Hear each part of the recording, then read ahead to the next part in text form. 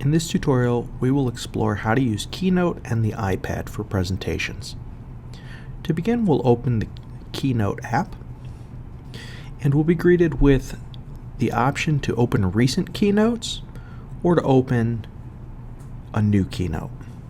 We'll go ahead and we'll set up a new keynote at this point, and we do that by coming to the upper right-hand corner and selecting the little plus. The first decision that we have to make is what size or layout do we want for the theme. So a standard theme is going to be a 4:3 aspect ratio, and the widescreen will be a 16:9 aspect ratio. I'm going to go ahead and select the 16:9 to keep this simple. You'll also notice that there are a variety of templates that can be modified, but thinking about accessibility, I'm going to go ahead and stay with just a standard white backdrop with black text. We'll go ahead and open this, and when we look at the layout here, you will see on the left-hand column at the top we have the slides. At the bottom left-hand we have the area where we can add new slides. Across the top we have the name of the presentation and any tools associated with this. You'll also see that this is where we share and enable presentation mode. Let's go ahead and make a demo of this. I'm going to double tap, and this would be your title, obviously.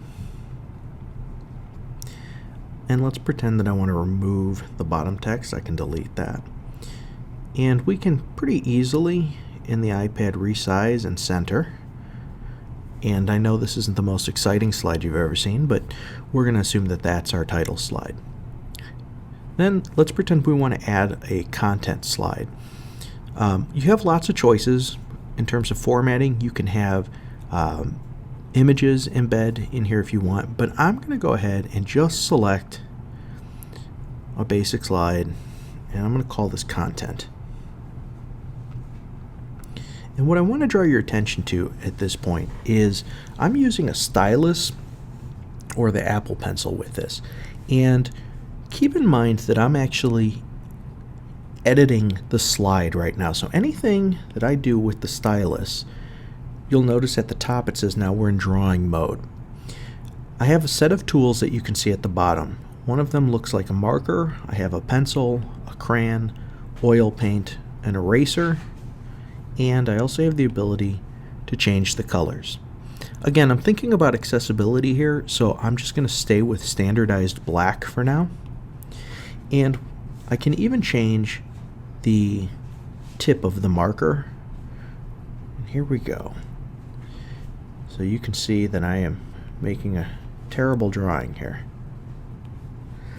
Now, when I'm done with this, if I select done, this is actually going to print this drawing or these notes or this formula or equation, whatever it is, directly into the PowerPoint slide itself. So this is a permanent thing, but I can also delete that at some point.